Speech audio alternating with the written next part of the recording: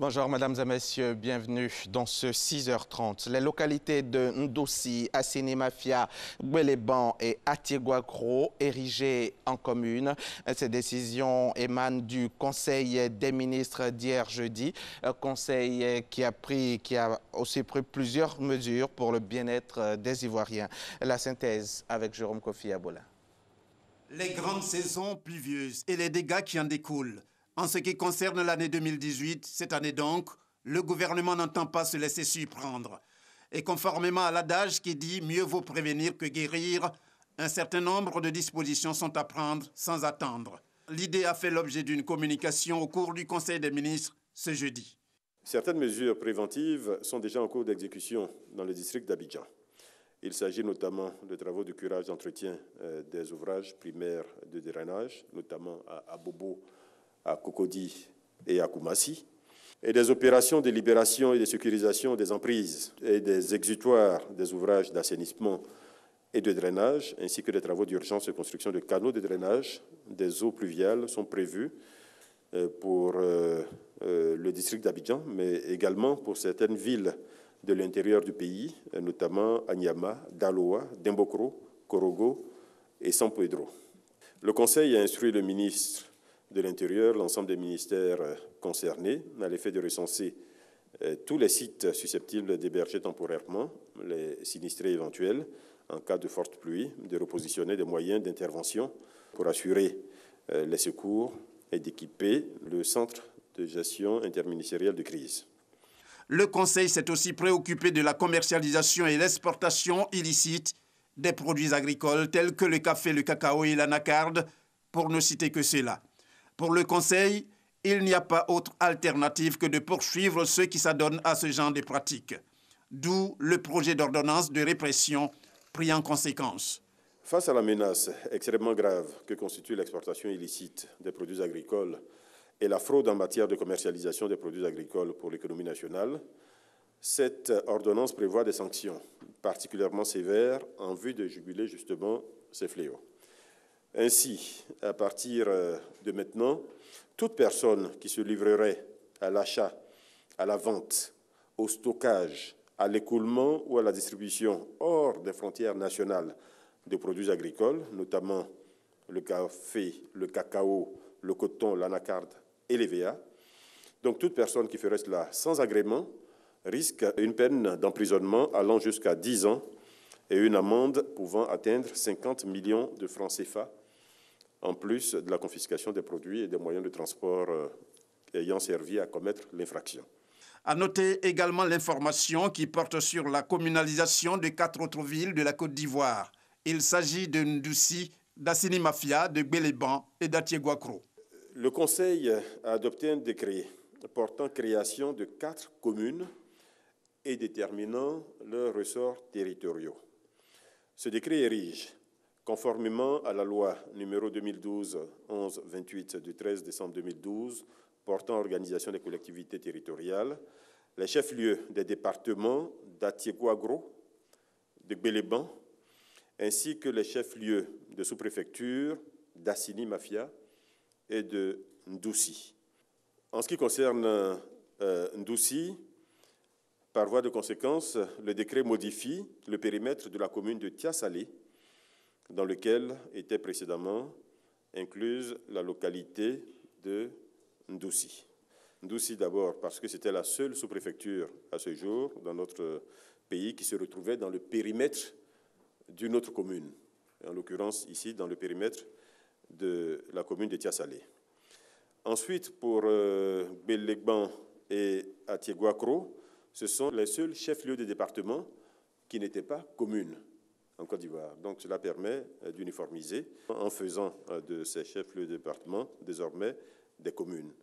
Et enfin, en ce qui concerne Assini Mafia, vous savez que ce n'est plus tellement une localité rurale, c'est une localité avec de fortes potentialités touristiques, avec un grand nombre d'habitations qui en font désormais pratiquement une vraie ville. Donc il s'agit de permettre à cette localité d'être gérée comme telle. 4 nouvelles communes qui voient donc le jour.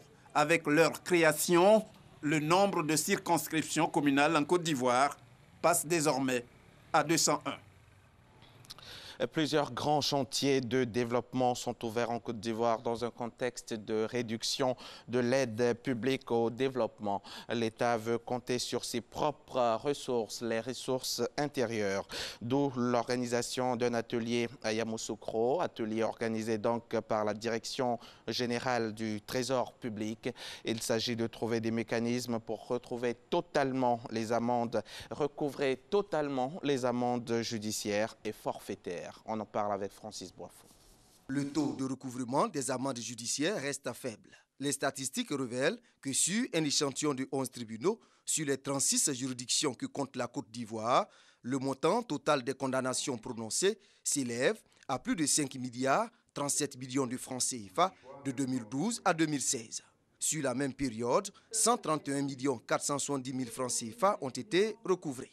Il est souhaitable que chacun des acteurs intervenant en la matière s'implique effectivement dans la mise en œuvre des dispositifs pour l'atteinte de l'objectif ultime, à savoir un plus grand financement du budget de l'État à travers les ressources tirées des amendes. Le ministère de la Justice et des Droits de l'Homme dit avoir pris de nouvelles dispositions pour faciliter le recouvrement des amendes judiciaires. Ce séminaire vient à point nommé pour rappeler un ensemble de règles qui régissent cette matière-là, les conditions dans lesquelles les pièces d'exécution doivent être établies, les imprimer, pour que les acteurs s'imprègnent davantage de ces documents et pour qu'ils puissent les établir. C'est le point de départ du recouvrement des amendes judiciaires. Les réflexions porteront également sur le faible taux de mobilisation des ressources liées aux amendes forfaitaires. Ce sont des sanctions pécuniaires applicables pour les contraventions et autres infractions. Une attention devra être également accordée aux procédures optimales de recouvrement et de comptabilisation de ces amendes, au regard des procédures et règles en vigueur en matière de finances publiques. L'augmentation du taux de recouvrement des amendes judiciaires et forfaitaires aidera à financer le budget 2018 de l'État. Encore un mot sur cette affaire de fraude au guichet unique automobile. Et cette fois, c'est le procureur de la République, Ado Richard, qui était face à la presse. C'était hier après-midi. Et dans son point, 3 personnes placées sous mandat de dépôt à la MACA et 15 interpellations. On en parle avec Sidonie Davila. L'affaire de l'immatriculation frauduleuse portant sur plus d'1 millier de véhicules d'occasion au guichet unique automobile d'Abidjan est encore à l'ordre du jour. À l'issue des premières investigations sur la question, le procureur de la République se prononce. La douane donc a pu appréhender 3 personnes qui ont été gardées à vue et elles ont été déférées à mon parquet. J'ai donc requis l'ouverture d'une information judiciaire qui a été confiée à monsieur le juge d'instruction du 4e cabinet. Ce dernier a placé les personnes impliquées sous mandat de dépôt. Le juge d'instruction, ayant vu que l'enquête n'était pas encore achevée, a délivré une commission rogatoire à la section recherche de la gendarmerie nationale avec des missions très précises. Continuation d'enquête, audition de certaines personnes et procéder à des interpellations. La dite unité a donc pu appréhender 15 personnes, ce qui ramène donc à 18 personnes. Ces 18 personnes interpellées appartiennent aux structures du guichet unique, à savoir la douane ivoirienne, les ministères des Transports et du Commerce, du KIPUS, de Côte d'Ivoire Logistique et de la SICTA. Selon les estimations faites par les enquêtes douanières, les pertes pour les caisses de l'État sont estimées entre 2 et 3 milliards de francs CFA. L'argent qui devait servir à renflouer les caisses de l'État s'est malencontreusement retrouvé dans les poches ou dans les comptes bancaires de certaines personnes qui animent les structures tant étatiques que privées ou semi-privées. Pour un préjudice qui est aussi entre 2 et 3 milliards de nos francs.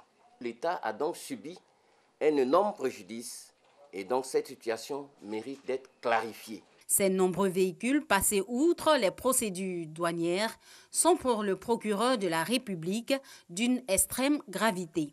Des faits qu'il qualifie de fraude massive douanière, de faux et usage de faux, d'importation sans déclaration douanière, de détournement de deniers publics et de blanchiment de capitaux. Les enquêtes ouvertes depuis peu vont donc se poursuivre, a-t-il indiqué, pour comprendre le mode opératoire et les moyens déployés en vue de faire la lumière sur cette affaire. Reportage signé donc Sidonie Davila. Avant de refermer ce journal, un mot d'actualité internationale. Il était une figure incontournable de la vie politique au Mozambique. Afonso Dhlakama, leader du principal parti d'opposition, est mort jeudi 3 mai, hier donc à l'âge de 65 ans.